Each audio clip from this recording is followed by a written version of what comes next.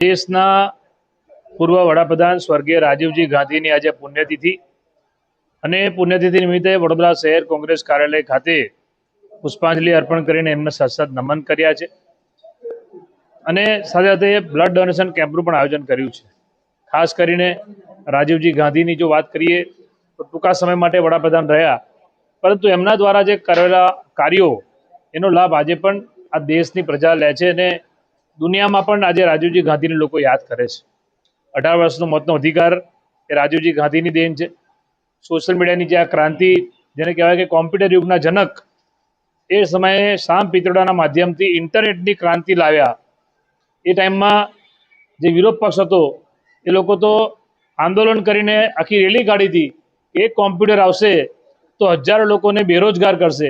પણ રાજીવજી ગાંધીની દીર્ઘદ્રષ્ટિને સલામ કરવી પડે કે આજે તમે જુઓ કે એક કોમ્પ્યુટર હજારો લોકોને રોજગાર આપે છે. એવું એમનું લોંગ વિઝન હતું. અને મહિલાઓની સશક્તિકરણની વાત કરીએ તો 33% રાજકારણમાં ભાગીદારી, પંચાયતી રાજની સ્થાપના કરી. આ તમામ કાર્યો, હરિત ક્રાંતિ હોય, શ્વેત ક્રાંતિ હોય, 5 વર્ષ માટે ટૂંકા સમય માટે રહ્યા, કારણ કે તમિલનાડુમાં એક આત્મઘાતી હુમલામાં રાજીવજી ગાંધીનું મૃત્યુ થયું હતું. પણ ટૂંકા સમયમાં રહ્યા અને બહુ મોટા કામ કર્યા એવા રાજીવજી ગાંધીને અમે નમન કરીએ છીએ. એસએસજી હોસ્પિટલની જે બ્લડ બેંક છે એના માધ્યમથી આજે અહીંયા બ્લડ ડોનેશન કેમ્પનું આયોજન કર્યું છે. એસએસજી હોસ્પિટલ સરકારી દવાખાનું છે અને ત્યાં જે બ્લડ બેંકના આયોજકો છે એમના દ્વારા કહેવામાં આવ્યું હતું કે લોહીની અછત સર્જાઈ છે, બ્લડ નથી મળતું. ગરમીનો સમય છે ત્યારે લોકો ડોનેટ પણ ઓછું કરતા હોય છે.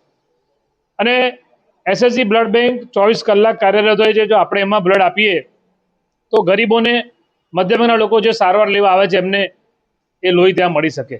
માટે આજે એ ઉદ્દેશથી અમે એસએસજી બ્લડ બેંકના તમામ બ્લડ બેંકના સંચાલકોને બોલાવ્યા હતા અને બ્લડ ડોનેશન એ ચાલી રહ્યું છે.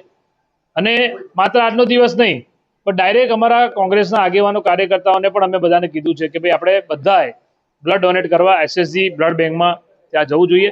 અને આપણા માધ્યમથી નગરજનોને પણ કહું છું કે બીજી બધી બ્લડ બેંક હોય છે પ્રાઇવેટ, મોટા મોટા ચાર્જ વસૂલ કરે છે, ત્યારે એસએસજી હોસ્પિટલમાં નોમિનલ ચાર્જમાં, અને એમાં પણ થેલેસેમિયાના પેશન્ટ અને બીજી મોટી બીમારીના જે પેશન્ટ હોય છે એમના માટે તો એ લોકો ફ્રીમાં બ્લડ આપતા હોય છે. તો એવી બ્લડ બેંકમાં આપણે ડોનેટ કરવું જોઈએ જેનાથી બીજા લોકોને લાભ મળે. આજે એક વ્યક્તિ બ્લડ ડોનેટ કરે તો 3 લોકોનું જીવન બચી શકે છે. એ ઉદ્દેશ સાથે આપણે બ્લડ ડોનેટ કરવું જોઈએ.